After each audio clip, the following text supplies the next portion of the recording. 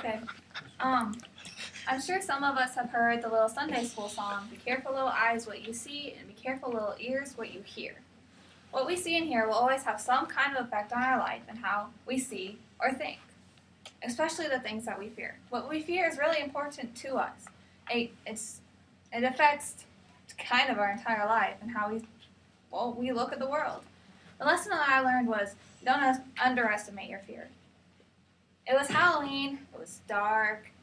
The trees were swaying. Everyone was at our house for a party. We had decorations up. It was just creepy. And everyone was around a fire. And my dad was going to tell us a really scary story about something that had scared him when he was a young adult. And my mom didn't want me to listen to this story because I'm pretty paranoid about a lot of things. But I wanted to show Mom that I was a big girl and that I could listen to this story without getting scared.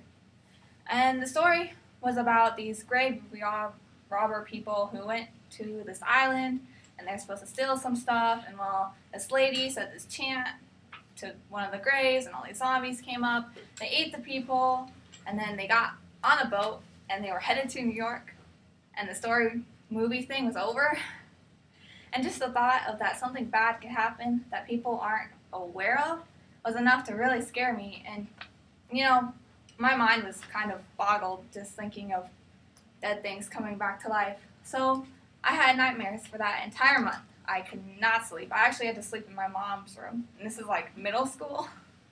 So I was not a big girl at all, I guess. And I could not handle it. And well, a few years later, I thought, yeah, I can handle this whole zombie thing now. So I watched The Walking Dead. And I got to the third episode, half of it, and then I had to go to bed. And all of the nightmares came back. But the thing is that when you actually see the zombies, you really start to think about everything. So I was completely paranoid. The streets in the show kind of looked like my street.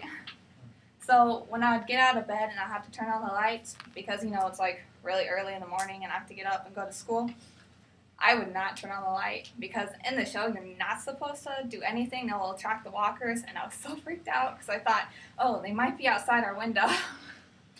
And I wouldn't make a lot of loud noises either because I thought, noise will attract them. And it just, I don't even know why I was afraid of them. I'm still kind of freaked out about them. But it's just that whole thought of, something creepy. And, well, I guess the thing that I learned was that we can't underestimate our fears. We might think that we can get over something, and getting over a fear is a great accomplishment. It's a boost to everything around you, and yet we all have fears that will always come back.